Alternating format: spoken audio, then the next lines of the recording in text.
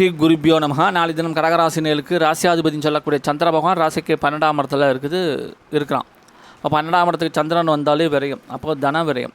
கையில் இருக்கிற சேவிங்ஸ்லாம் தண்ணி மாதிரி கரைஞ்சின்ற போகிறோம். இப்போ யார் நிமித்தமாக பாங்க, தன் நிமித்தமாக இது நாள் வரைக்கும் நம்ம குடும்பத்திற்காக செலவு பண்ணியிருப்போம்.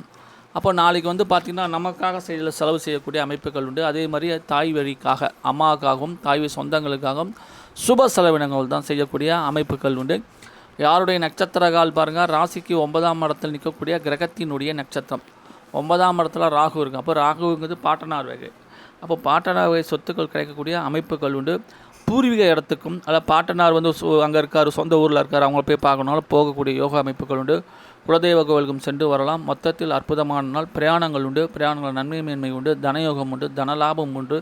சிறப்பான யோகமான நாளாக தான் நாளை கடகராசி நேயர்களுக்கு அமைகிறது. தொடர்ந்து நல்லா தந்த அனைவருக்கும் நன்றினை தெரிவித்துக் கொள்கிறேன். சேனலை மறக்காமல்